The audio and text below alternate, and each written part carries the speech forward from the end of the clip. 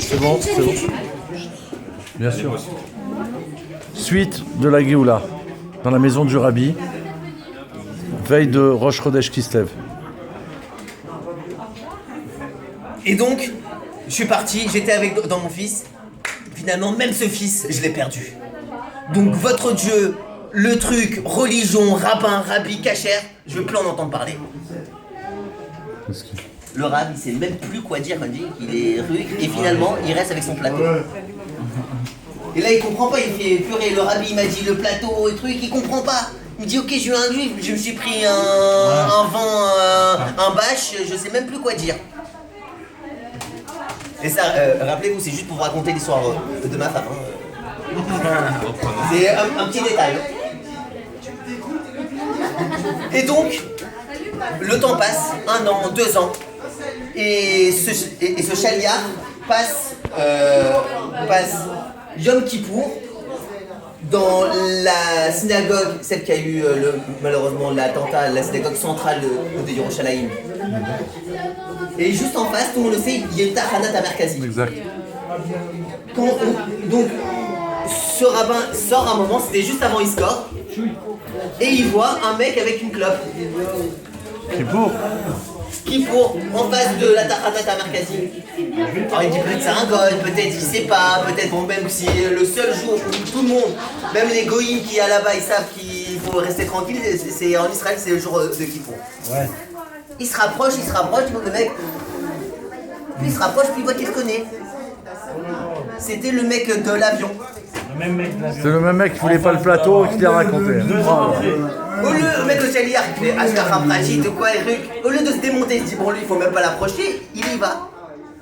Il fait, vous avez que c'est Kippour? Il fait, bah oui, c'est pour ça que je suis là. Il a dit, vous vous rappelez de moi ou pas? Il fait, vous vous rappelez de moi et tout? Il fait, oui, je me rappelle une fois, mais vous savez que c'est Kippour? Il se rappelle de lui et tout, il fait, vous savez que c'est Kippour? Il fait, bah oui, mais vous fumez, c'est pas cabode et tout. Mais c'est pour ça que je le fais. Ah, il fait Schmet. Alors le mec il lui dit mais s'il vous plaît rentrez et tout, mais il fait mais je vous ai dit j'ai rien à voir, je fais exprès de fumer devant la synagogue le jour de Kippour. Quelle puissance un juif, quelle puissance. Alors le rabb il lui dit quelle puissance. Vous m'avez parlé de votre fils, le seul celui que vous aimez en plus, le seul qui vous restait. Au moins s'il vous plaît, venez rentrer ces moments d'Iskor, rentrez. C'est quoi Iskor? Iskor, c'est là où on fait, c'est là où on fait la prière des morts, où on rappelle les Neshamot. Il fait, s'il vous plaît. Ouais. On sort en courant dans le C27, on court. S'il vous plaît, rentrez, au moins, si vous ne le faites pas pour vous, pour votre fils que vous avez chéri, rentrez faire Iskor. Et là, d'un coup, il le touche, il jette la clope, il dit d'accord. Le mec, il est comme un fou. Déjà, lui, son miracle, il a dit le plateau, tout ça, il est tout content. Le mec, il rentre, la foule, le Kriyat Yam Souf, il rentre. C'est le pouce tous. Il rentre. C'est où C'est à quel C'est à quel Ah, en Israël. À Jérusalem. Non, je croyais que c'était En Israël, il rentre, ouais, puis Kriyat Yam Souf, tu penses, c'est normal. Donc tu suis pas toi. Il arrive, il rentre. Ouais, qu'il est noté au C27 aussi. Pour faire Iskor, le Chazan, il lui demande, écoutez, Bam, Attends, non. C'est la chute. Le Chazan, il demande le nom de la personne qui veut faire Iskor. Il fait, c'est pour mon fils, un tel, Ben un tel. Et là, le Chazan, il se met en pleurs et comme ça, il fait Tate. Quoi ça t'est? Super. Tu le connais? Le Rabbi, il a vu il y a des années-lumière. Ah, ça, c'est. Alors attends, tu dis que l'histoire, elle s'arrête là. Ouais. Moi, quand cette histoire, je l'ai entendue le jour où j'ai pris la décision de porter le sertouk. Il y a 1 an, c'est le Rav Mazouz qui l'a raconté. Folie. Ils arrivent, et c'est pas terminé, on la met sur le site du Bet Rabbah de Bordeaux. Tout le monde est choqué par cette histoire, tout le monde a un truc. Une dame, Madame Agnès Cohen, je dis son nom, parce que voilà, c'est que des vrais noms, c'est des histoires que c'est, voilà, Madame Agnès Cohen. De Bordeaux? De Bordeaux. De Bordeaux.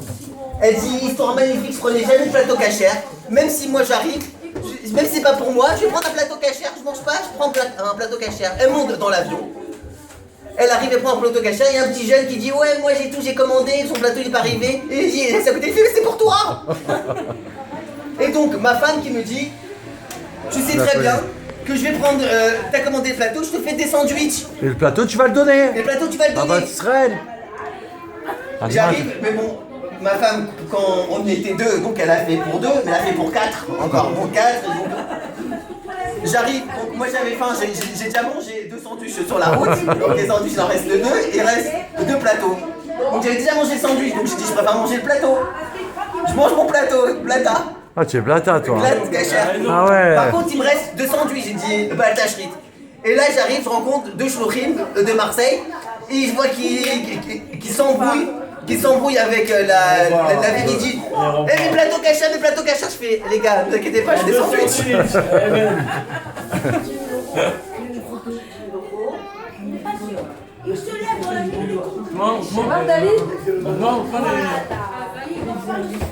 Baruch Hashem.